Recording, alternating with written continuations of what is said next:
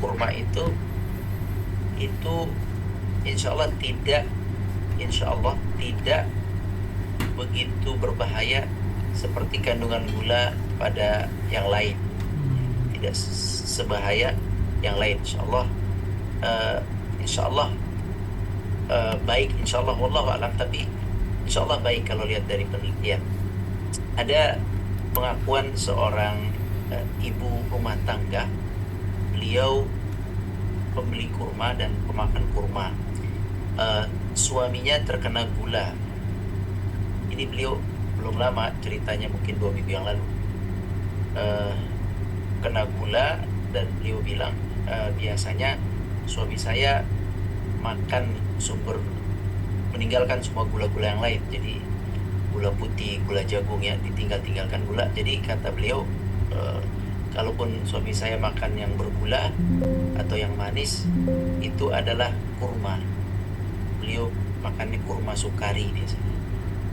Beliau sukari. Saya tanya, nggak apa-apa bu? Nggak apa-apa katanya, kalau makan sukari dites gulanya tidak ada masalah. Subhanallah ya, itu pernyataan langsung dari seorang ibu bercerita tentang suaminya yang sakit gula. Subhanallah, kita mungkin beda-beda fisik orang. Ada yang responnya tubuhnya dengan kurma walaupun dia sakit gula, tapi bagus terkontrol gulanya, atau bisa terjadi juga mungkin penambahan kadar gula bagi orang yang sakit gula. Tapi ala kulli hal kita meyakini bahwa kurma ini buah yang bergizi, yang manfaat, yang lebih banyak kebaikannya dibanding dengan buah-buah yang lain. Nah, di sini Rasulullah SAW bersabda mengenai kurma ya. Nah, di sini Nabi SAW bersabda, wahai Aisyah, rumah yang tidak ada tamar, rumah yang tidak ada tamar di dalamnya, maka penghuninya itu akan kelaparan. Rasulullah mengatakan 2 atau 3 kali. Ya, Rasul mengatakan 2 atau 3 kali. Jadi ini sabda Nabi ini bersifat umum ya. Kita lebih cenderung pendapat umum bahwa ini untuk semua kaum muslimin, bahwa adanya tamar, kurma kering di dalam rumah itu membantu supaya penduduk penghuni rumah tidak terjatuh kepada kelaparan yang ya tadi, karena belum siap, belum masak, belum dibeli minyaknya, gasnya habis, kemudian mecinnya belum dibeli, atau berasnya belum dibeli, dan seterusnya, menunggu makanan masak itu membuat lapar. Nah, lapar yang berlebihan itu bisa berbahaya. Makanya kurma menjadi solusi terbaik untuk menahan lapar, cemilan terbaik begitu. Makanya kalau dia ada kurma di dalam rumah, maka insya Allah dia tidak akan terjatuh pada kelaparan yang membahayakan perut begitu. Nah, kalau kita lihat kurma, sebentar Anda mau lihatkan dulu bahwa kurma itu ada bentuk-bentuknya. Nih, kelihatan ya. Jadi kurma itu kita baca dari kiri ya, dari kiri. Ada proses kematangan kurma atau perkembangan buah kurma. Nah, ini dari sebelah kiri ini kurma disebut dengan mayang kurma, atau masih kecil-kecil calon buah kurma. Kemudian dia membesar, maka warnanya yang tadinya hijau pekat menjadi hijau muda. Setelah hijau muda, maka dia mulai mematang lagi, dia menjadi warna apa ini?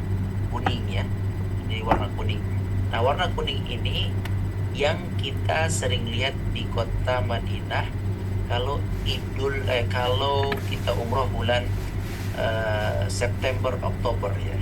Mungkin dari Agustus ya, yang umroh Agustus ini, September Oktober ini kita akan melihat kurma-kurma kuning seperti ini. Kurma kuning seperti ini. Kemudian setelah kuning seperti ini, dia akan berubah menjadi seperti ini. Ini kuning yang ini keras ya, masih keras, sepet sedikit ya, keras sepet sedikit. Kemudian masuk ke fase berikutnya. Ini masuk setengah keras, setengah sudah mulai empuk seperti ini, setengah-setengah. Ini setengah keras setengah empuk ini eh, ini enak, ini sudah mulai manis ya, sudah mulai manis kayak jambu gitu ya, bahkan lebih manis. Kemudian masuk ke fase berikutnya, fase rutop. Nah, ini yang kita kenal rutop. Rutop itu adalah sebuah kurma yang pada fase basah, kita sebut dengan kurma basah. Kandungan airnya, kandungan gulanya ini tinggi memang di sini rutop ya. Nah, ini rutop. Ini paling baik dimakan oleh ibu hamil itu yang fase ini, kurma yang sedang matang-matangnya.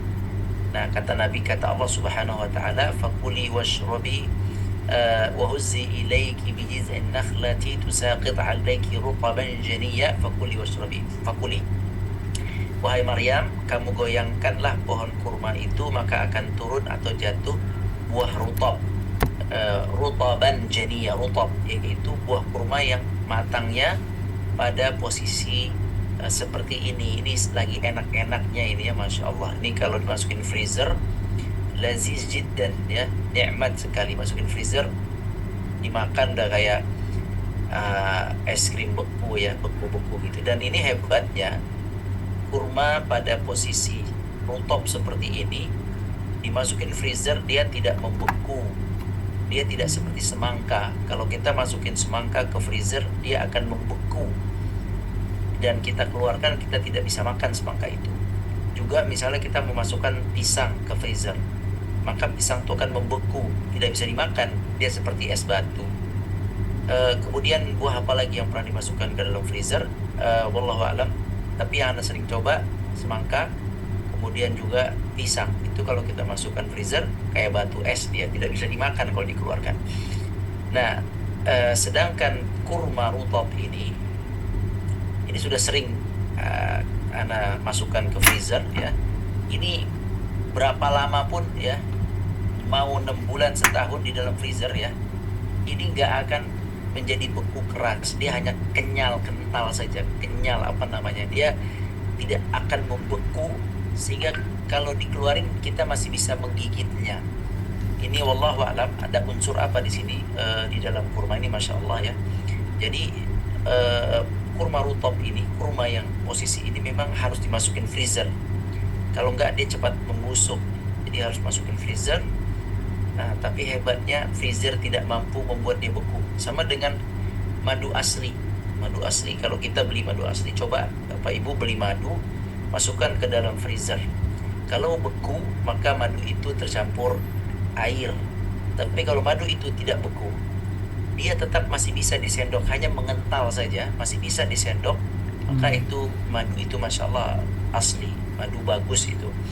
Nah, jadi sama itu madu dengan rutop ini, wallahu a'lam, itu yang Ana sering lakukan. Ana bukan teori aja, tapi Ana sering menyimpan ini, makan ini ya. Madu juga sama, kita simpan di freezer, itu tidak beku seperti air atau seperti yang lain, susu itu beku semua. Madu tidak. Ini juga tidak rutop. Nah, ini satu keutamaan buah ini, Masya Allah. Nah, ini paling baik untuk orang buka puasa, satu, dan paling baik untuk orang yang sedang baru saja melahirkan, untuk yang sedang menyusui ya. Kemudian setelah dia basah seperti ini, maka kurma itu akan mengering seperti ini. Ini namanya kurma kering. Nah, ini yang ada dalam hadis, ini tamar namanya. Jadi kita tidak bisa memaknai hadis itu dengan rutop, tidak bisa. Hadis itu ya tamar, berarti yang dimaksud Nabi yang kering. Kalau di Al-Quran, Maryam ketika melahirkan Nabi Isa, Allah bilangnya rutop, rutaban janiyya, rutop. Berarti yang dimakan oleh ibu hamil, ibu melahirkan, ibu menyusui adalah rutop, karena teksnya rutop. Tapi yang disebut Nabi SAW dalam hadis ini tamar, yes, yang tamar. Kalau rutop ini untuk buka puasa dan ibu hamil, ibu yang menyusui. Baik. Nah, tamar ini adalah kurma yang sudah kering. Jadi fase ini sudah lewat, dia masuk ke fase berikutnya seperti ini. Ini ada proses pengeringan atau kering di tandan ya, kering. Nah, ini kalau sudah kering seperti ini subhanallah, kurma ini memiliki daya tahan yang panjang ya, bisa setahun Semakin kering, maka semakin kuat daya tahannya. Dia tidak akan membusuk, seolah-olah dia memiliki kulitnya, atau wallahu alam di dalamnya itu, wallahu alam, yang jelas dia tidak membusuk seperti pisang, seperti mangga, seperti duku, seperti rambutan, seperti semua buah-buah yang lain. Itu akan cepat membusuk dalam hitungan hari atau minggu atau bulan. Sedangkan kurma ini dalam hitungan tahun dia bisa bertahan. Ya, ana pernah dikasih oleh teman dari Sudan. Beliau membawa kurma satu plastik besar, dikasih ke anak. Kurmanya kayak batu, keras kayak batu. Anak bilang, kurma apa ini? Dia bilang, ini kurma kering, tamar, yang sudah dijemur. Beliau mengatakan, kami di Sudan, kurma ini yang tamar ini yang sudah kering, kami jemur lagi, kami letakkan di atas rumah-rumah kami sampai dia benar-benar kering. Nah, itu kami simpan dalam jangka waktu setahun. Kalau kami safar, kami bawa, dan itu tidak akan membusuk. Ya subhanallah, tidak akan dimakan oleh apa-apa. Dia kering begitu, tapi keras sekali. Nah, makanya beliau menyampaikan ke anak, kalau antum mau makan yang ini, dia direndam dulu ke air supaya melembut kembali, baru kemudian dimakan. Jadi subhanallah, kurma ini adalah buah yang unik. Kita tidak bisa samakan kurma dengan yang lain. Kurma buah, kurma juga makanan. Unik kurma ini ya.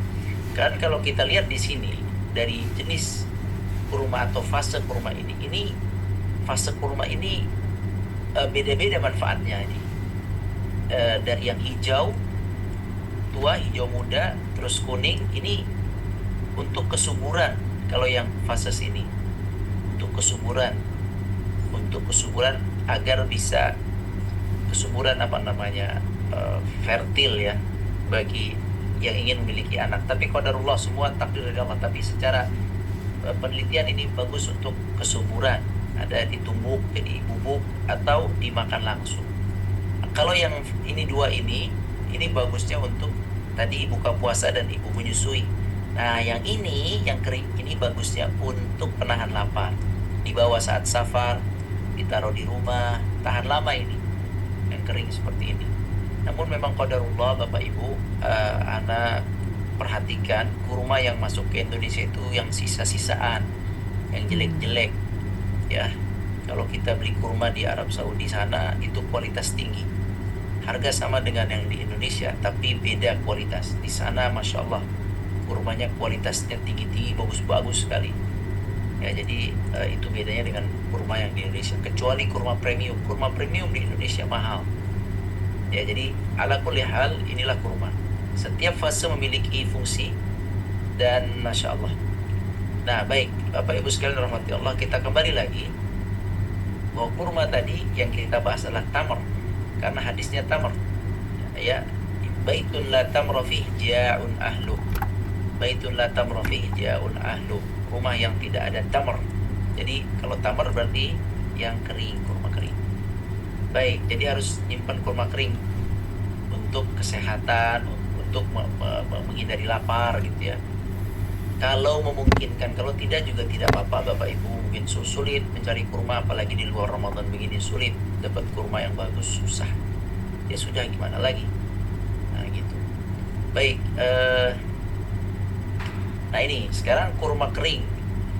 Kurma kering itu mengandung 30% sukrosa. Kadar tersebut boleh menjadi simpanan energi penahan lapar. Nah ini, jadi dia mengandung 30% gula sukrosa, sehingga kalau dimakan dia bisa menahan lapar dengan cepat. Dan 40% gula glukosa fruktosa yang akan bisa dicerna langsung menjadi energi dan penghilang rasa lapar. Nah ini kenapa tamar itu bisa menjadi penghilang lapar, karena fungsinya bagus dari sini ya. Nah, ini kaum muslimin yang dirahmati Allah. Nah, kalau kita lihat di sini banyak hadis-hadis.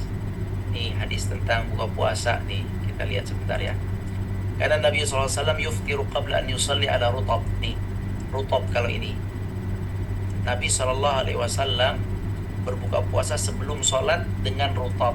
Nah, ini rutab. Nah, apa itu rutab? Yang basah, kurma basah. Fa illam takun rutabat fatumairat. Kalau Nabi nggak punya rutab, tidak ada rutab, Nah, baru Nabi pindah ke tamarat. Tamar adalah kurma kering. Seperti itu. Ya, kalau puasa rutab kalau ada, kalau tidak ada maka kurma kering. Baik, kaum muslimin rahmati Allah, ini sedikit ilmu mengenai kurma, dan ini kalau dibaca banyak sekali ya tentang kurma, belum lagi pohonnya, belum lagi tahnik. Tahnik adalah seorang bapak memakan kurma, digigit sampai lembut halus, kemudian dikeluarkan lagi dari mulutnya, kemudian dimasukkan ke mulut bayi yang baru lahir sebelum bayi itu menyusu dengan ASI ibunya. Ini namanya tahnik. Ya, tahnik memberikan kurma. Nah, ini tahnik memberikan kurma yang sudah dikunyah oleh orang dewasa kepada bayi yang baru lahir. Tahnik dilakukan karena bayi yang baru lahir langsung terlepas dari sumber gizi yang ia dapat dari ibunya melalui plasenta, sehingga ia menjadi sangat tergantung kepada glikogen yang terkandung dalam hati dan ototnya, di mana kondisi ini boleh mengurangi kandungan gula dalam darah bayi, yang mungkin mengakibatkan bayi tidak mau meminum susu ibu atau otot-otot bayi menjadi kaku. Nah gitu. Jadi dia untuk salah satu merangsang agar dia mau minum ASI ibu, yaitu dia ditahnik. Tahnik ini sunnah Nabi. Tahnik ini sunnah Nabi Sallallahu Alaihi Wasallam. Nah, di sini menurut Muhammad bin Umar bin Salim Bazmul, pada kondisi seperti itu, tahnik adalah solusi yang mudah untuk memenuhi keperluan gula pada bayi yang baru lahir, karena tamar yang dikunyah dan bercampur dengan enzim pada ludah menghasilkan glukosa yang tinggi. Subhanallah. Ini banyak sekali cerita tentang kurma di sini. Di kaum muslimin rahmati Allah, jelas dari sini bahwa hadis yang ada di hadapan kita adalah benar, bahwa hadis ini berlaku untuk semuanya. Shadaqa Rasulullah sallallahu alaihi wasallam. Kita meyakini bahwa Nabi berkata ini memang untuk penduduk Madinah, penduduk yang banyak memakan kurma, tapi berlaku jugalah untuk kita yang tidak pemakan kurma. Kita harus meyakini itu, karena banyak sekali hadis Nabi tentang kurma. Kata Nabi sallallahu alaihi wasallam, ni'ma sahurul mu'min at-tamr. Sebaik-baik sahur mukmin tamr. Sahur terbaik itu kurma. Ya, buka puasa terbaik itu kurma. Kita tetap, walaupun kita nggak suka kurma, kita nggak boleh menafikan hadis ini. Walaupun kita pemakan nasi goreng, nasi padang, ya, nasi uduk, ya, nasi rames atau nasi kebuli, tetap kita harus menerima sabda Nabi SAW, karena Nabi tidak berbicara kecuali dengan wahyu. Nabi tidak berbicara kecuali dengan wahyu, sehingga firman atau sabda Nabi SAW itu kita usahakan untuk diamalkan. Sahur pakai kurma, buka puasa kurma. Anak baru lahir di tahnik. Alhamdulillah anak-anak kami tahnik. Ya, kemudian apalagi kalau istri dikasih rutab, pas lahiran langsung dikasih rutab, jadi diamalin. Nah, kalau bisa menyimpan kurma, nyimpan kurma. Ya, kalau susah ya gak apa-apa, tunggu Ramadan ntar kita beli kurma. Baik, demikian kaum muslimin rahmati Allah tentang hadis ini. Ana ulangi sekali lagi bacanya. Tidak akan lapar, kata Nabi SAW, tidak akan lapar penghuni rumah yang mempunyai kurma di sisi mereka. Yani tidak lapar, karena kurma bisa sebagai penahan lapar, juga makanan yang bergizi, juga makanan yang siap saji, juga makanan yang anti basi, ya, makanan yang anti basi, dan makanan yang Masya Allah, ya, sehingga benarlah sabda Nabi ini Sallallahu Alaihi Wasallam. Demikian, Allah a'lam. Baik, alhamdulillah, jazakallahu khairan Ustaz. Ya, hadis malam ini terkait dengan kurma. Kita masuk sesi tanya jawab. Sudah ada yang masuk di kolom chat. Saya bacakan dulu. Yang pertama, Bismillahirrahmanirrahim. Ustaz izin bertanya. Secara harfiah, kurma adalah makanan tahan lama yang kaya nutrisi. Namun dalam konteks kehidupan modern, menyimpan kurma bisa diibaratkan sebagai kebiasaan menabung atau menyiapkan cadangan. Apakah pepatah ini mengajarkan kita untuk cenderung konsumtif atau produktif, bagaimana batasan antara menimbun dan menyimpan dalam perspektif Islam? Mohon penjelasannya. Ya, ya kurma adalah makanan dan juga buah, betul. Kurma adalah makanan, kurma juga buah, betul. Kurma tahan lama, sudah Anda jelaskan tadi. Memang dia tahan lama dan sudah terbukti, kita semua tahu itu. Anda taruh kurma di mobil gak rusak, panas tuh mobil gak rusak ya. Taruh di panas mobil, kurma gak rusak. Mau ajwa, mau kurma sukari, yang penting kurma kering. Ajib ya, gak usah takut kalau kurma itu. Taruh buah lain di mobil, kena panas 2 hari 3 hari habis. Kurma enggak, masya Allah ya. Jadi kurma itu tahan lama. Kemudian boleh nggak menyimpan kurma? Justru hadis ini menjadi dalil bahwa boleh menyimpan kurma, bahkan dianjurkan menyimpan kurma.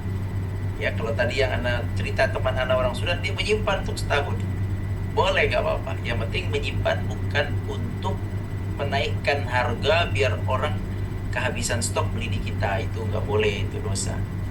Itu dosa dalam Islam. Namanya apa ya, itu istilahnya ditumpuk kemudian hilang di pasar, semua beli ke kita, jual mahal. Itu istilahnya, itu nggak boleh. Tapi kalau menyimpan untuk setahun ya, itu sangat dibolehkan, nggak apa-apa. Ini hadis menjadi dalil ya. Buktinya tadi kata Nabi, lapar kalau nggak punya kurma, berarti kalau bisa setiap hari ada kurma, penyimpanannya ada kurma, beli lagi. Itu ya. Allah.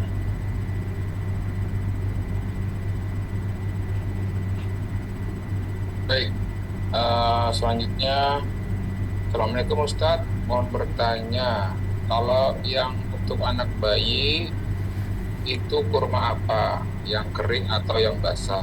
Kedua, kalau buka puasa dengan kurma sebaiknya sebelum minum air apa sesudahnya? Syukron. Iya, yang pertama dulu ya, bahwa tahnik itu hadisnya hadis Bukhari ya, hadis Sahih Bukhari. Tahnik itu kita lihat hadisnya.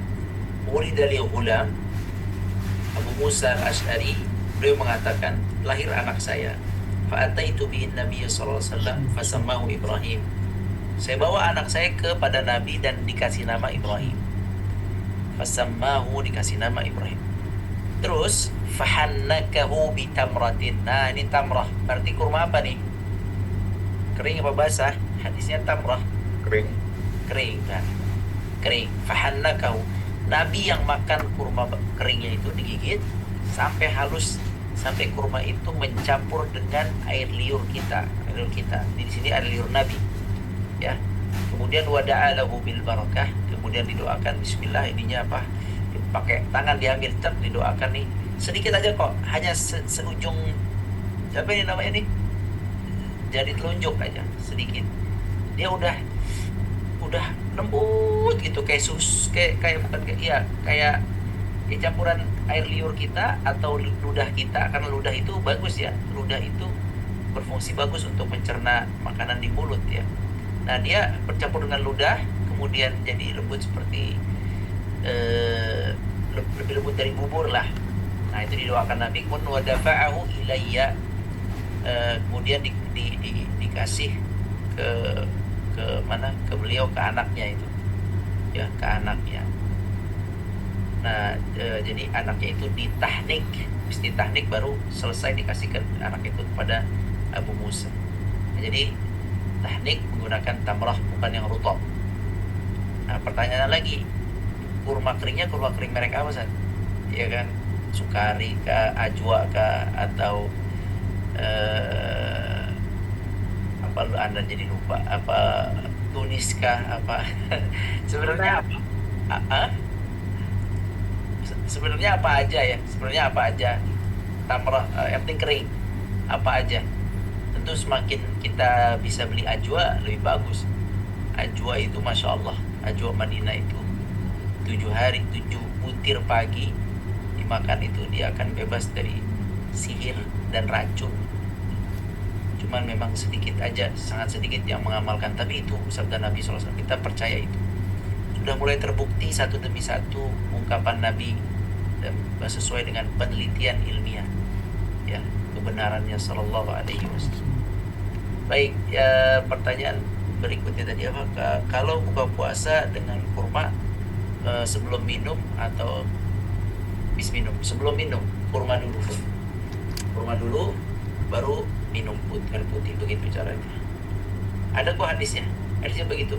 Kalau Nabi buka puasa tamar, kalau nggak bisa tamar baru air putih, gitu. Jadi memang tamar dulu. Maaf, rutop dulu. Kalau nggak ada rutop, kemudian tamar. Kalau tidak ada tamar, baru air putih. Begitu cara Nabi SAW buka puasa. Ini hadisnya nih. Ya, Nabi SAW berbuka puasa sebelum sholat dengan rutop dulu. Jika tidak ada rutop, pindah ke tamar. Jika tidak ada tamar, baru minum setengah air. Ini jelas hadisnya, hadis Tirmizi sahih. Nah, wallahu a'lam. Baik, selanjutnya Pak Ustadz ingin bertanya, apakah kurma seperti ajwa ada masa berlakunya? Ya, tadi itu setahu Anda tidak ada masa berlakunya. Selama original, tidak ada tambahan-tambahan bahan, tidak diolah. Setahu Anda sih, dia tidak ada berlakunya. Yang penting penyimpanannya. Misal gini, kan tadi kan kita tahu bahwa kurma itu ada jenis yang masih basah, ada yang kering. Kalau yang masih basah atau basah campur kering, itu memang resiko cepat rusaknya iya, tapi tetap aja lama ya, dia tetap lama. Misalnya gini nih, kurma misalnya ajwa ya, Anda nyimpan ajwa Anda yang Anda simpan itu misalnya tidak begitu kering, empuk gitu ya, empuk juga tapi nggak basah juga gitu, antara basah dan kering, itu tahan lama itu. Jadi kayak gimana ya, mungkin kayak setengah-setengah seperti ini kali ini ya, jadi tidak terlalu basah, dia udah mulai kering, nah, tapi tidak juga kering, itu tahan lama, tidak ada kadaluarsanya. Nah, kalau lebih kering lagi, malah lebih tahan lagi, begitu. Dan Anda sering naruh ajwa di mobil ya, kalau lagi punya. Mertua Anda juga kadang kita taruh di mobil beliau ajwa, aman, tahan, subhanallah, di dalam mobil. Ya, jadi nggak ada luarsanya. Yang aslinya sih wallahu a'lam setahu tidak ada kalau wallahu a'lam. Baik, belum ada lagi Ustadz dari kolom chat, mungkin kita buka sesi tanya jawab langsung. Barangkali masih ada yang ingin ditanyakan, Bapak Ibu silakan. Ini Ibu Alia, angkat tangan, silakan Bu Alia. Assalamualaikum warahmatullahi wabarakatuh, Ustaz Rahmat. Oh ya, silakan. Ustaz, Anda nggak dengar dari awal nih Ustaz, jadi belum tahu gambar kurma yang segar, yang fresh ataupun yang kering. Nah, kemudian yang Anda mau tanya nih, mungkin Ustaz ada pengalaman pribadi, kalau seandainya beli kurma yang fresh di Madinah itu gimana Ustaz? Karena setahu Anda di kebun kurma itu yang biasa di Madinah itu banyaknya kering semua Ustaz. Kering ya, iya. Iya, nah terus kurma yang basah itu pernah Anda beli yang masih kuning-kuning itu dibawa ke Jakarta malah hancur dia Ustaz. Iya. Karena mungkin panas ya di pesawat. Makanya Anda pengen tahu tuh kalau di Madinah sebelah mana belinya, mungkin Ustaz punya pengalaman pribadi. Itu sih yang mau tanya Ustaz. Di samping masjid banyak Bu. Enggak. Masjid Kuba juga banyak. Iya banyak. Iya, baik. Semoga Allah berikan kita umrah kembali ya, Allahumma amin ya rabbal alamin. Amin ya rabbal alamin. Nah, kalau gambarnya ini, jadi pertama tuh hijau seperti ini. Ini kalau hijau seperti ini nih, biasanya onta sudah suka nih makannya. Hijau seperti ini, kemudian nanti ada hijau muda, kemudian kuning sedikit coklat, kemudian coklat muda, kemudian coklat tua. Ini yang kering, ini yang kering. Yang ini tadi Anda sampaikan dari sini nih. Kalau ini tahan, ini yang dua ini tahan lama, ini yang dua, yang hijau-hijau tahan lama. Dari sini, dari kuning sini, ini pindah ke sini cepat. Dari sini pindah ke sini cepat. Makanya kalau beli yang kuning langsung taruh di kulkas di hotel. Anda kalau beli kuning langsung taruh kulkas di hotel. Itu bisa tahan mungkin agak-agak seminggu kalau di kulkas.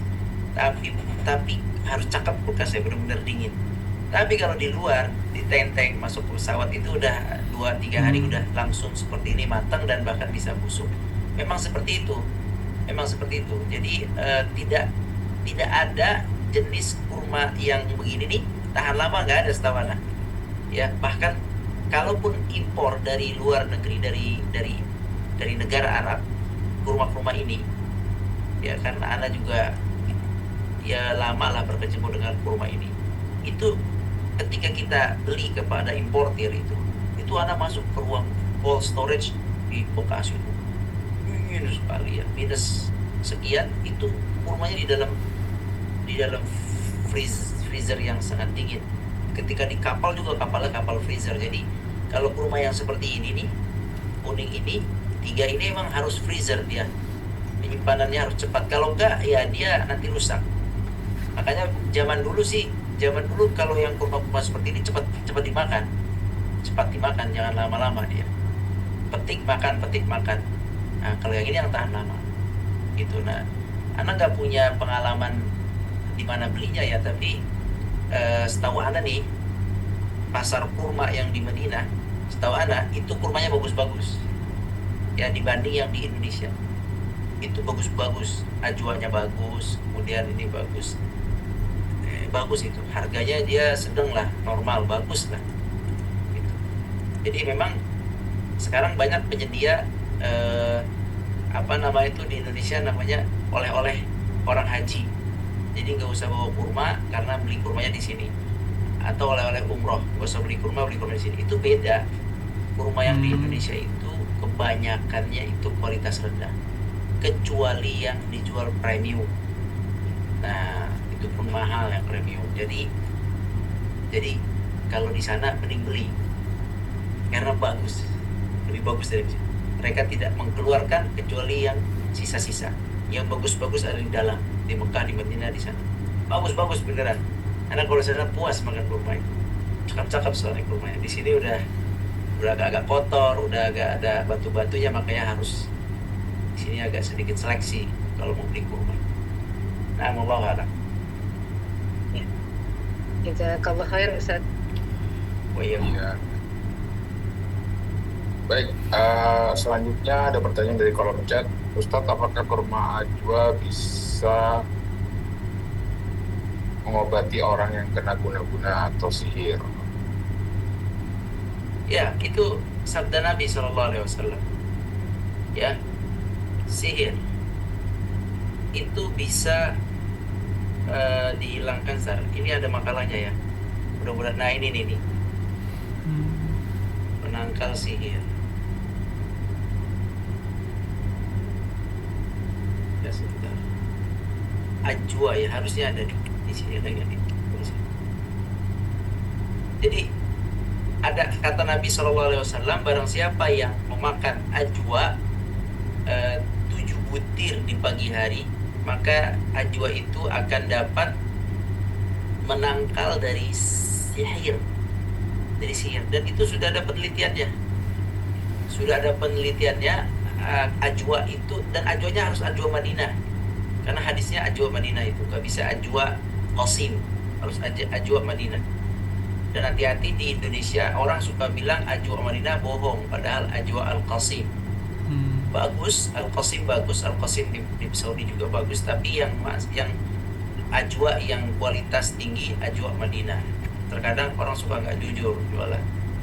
Itu aja sih. Jadi ya gimana, pastikan aja nih ajwa Madinah bukan, itu aja pertanyaannya.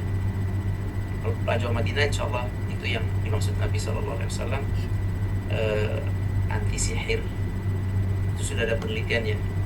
Dia mengandung apa gitu, mengandung satu azat apa, yang mana azat itu sihir atau jin itu tidak suka. Sihir atau jin tidak suka dalam ajwa itu. Anda pernah baca, cuma di mana ya? Anda pernah baca seperti itu. Di dalamnya ada sesuatu, kalau kita makan menghasilkan A atau B, itu jin, sihir kan jin sebenarnya. Jin gak suka, dia akan menjauh. Subhanallah. Antum silakan nanti bisa dibaca lagi referensi tentang hadis itu. Wallahu a'lam. Baik, masih ada lagi yang mau ingin bertanya? Dan kurma ini bulan-bulan sekarang nih lagi cakep-cakepnya nih, Ustaz, ya. Musim panas. Sebentar. No, Mas Robi itu. Mas Robi di banyak kurma beliau. Saya tanya. Iya, kalau musim dingin kan kurang terlalu banyak yang rooftop segala macam itu yang rooftop itu kurang bagus kayaknya. Kalau musim panas ini dia Baru metik ya? baru petik, betul. Jadi panennya di musim panas sebetulnya ini bagus di bulan-bulan ini. Apalagi kalau masih ditangkai. Kalau masih Iya. ditangkai itu cukup tahan lama. Ya. Tambah ketahan. Antum kalau umroh bawain nanas ya? Kalau rooftop memang bukan disarankan untuk oleh-oleh karena matang di jalan itu. Matang di jalan. Kecuali dia mau belinya di Jeddah, nah, udah mau pulang, tinggal masuk pesawat. Masuk. Iya. Cuman kalau udah beli di Madinah, dia pakai rute ke Mekah dulu ya matang di Mekah itu kurmanya. Iya betul. Iya betul. Makan di tempat paling bagus. Di tempat. Iya. Ada lagi Bapak Ibu yang mau bertanya terkait kurma? Alhamdulillah ya, hadisnya masalah kurma aja tapi luar biasa manfaatnya, ilmunya tentang kurma apa ya. Luar biasa ya kurma. Kurma Masya Allah. Alhamdulillah. Baik, kalau nggak ada kita cukupkan. Saya rasa lagi searching mau beli kurma di mana ibu-ibu ini. Untuk Jadi, stok di rumah. Untuk stok di rumah. Insya Allah, amin. Baik, alhamdulillah kalau tidak ada lagi yang ditanyakan, insya Allah kita cukupkan kajian malam ini. Mudah-mudahan bermanfaat apa yang sudah disampaikan terkait hadis malam ini. Kita akhiri dengan sama-sama membaca doa kafaratul majlis. Subhanakallahumma wa bihamdika, asyhadu an la ilaha illa anta, astaghfiruka wa atubu ilaik. Insyaallah kita bertemu di Sabtu yang akan datang. Mohon maaf atas segala kekurangannya. Assalamualaikum warahmatullahi wabarakatuh. Waalaikumsalam. لا إله